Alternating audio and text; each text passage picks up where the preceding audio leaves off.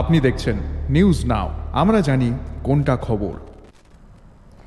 আবারও জেলা হাসপাতালে শিশু মৃত্যুর ঘটনা প্রশ্ন তুলছে গ্রামীণ স্বাস্থ্য পরিষেবার ওপর। গন্ডাছড়া হাসপাতাল থেকে 4 দিন আগে শারীরিক জটিলতার কারণে 2 মাসের এক নবজাতককে কোলাইয়ের ধলাই জেলা হাসপাতালে রেফার করা হয়।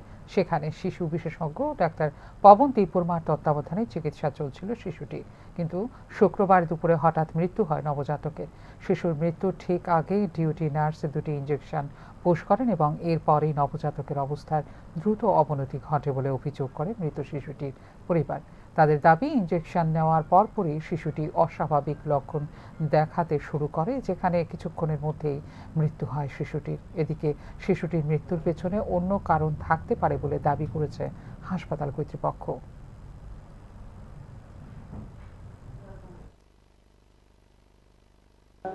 সোমবারে আনছিলাম হসপিটালে, স্যারে রেফার দিয়ে দিয়েছে এখানে কুলাই। সুস্থ হয়েছে। গত রাত্রে 2 ঘন্টা পর আদামের করে দুধ খাওয়াইছে, মার দুধ ওই 5 দিয়ে। সকালে পরীক্ষা করিয়া স্যারে বলছে কিন্তু 12 আনার ঘরে দুধ খাওয়াই মার থেকে থাকবে।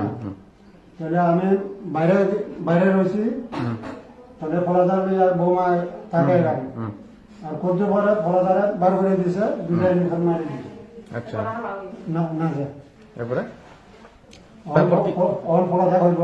ইনজেকশন দেওয়ার পরে কি হয়েছে? এই ইঞ্জেকশন দিয়েছে মাত্র শেষ, মারা গেছে 1 সেকেন্ড টিকছে। লগে লগে কি সঙ্গে সঙ্গে কি ডাক্তার আইছে? আসে না, আইছে না। ইনজেকশন কবে দিচ্ছে আজকে? বেশি করেছে। আর একবারে পুরো আচ্ছা, বাচ্চা বয়স কত ছিল? 2 মাস।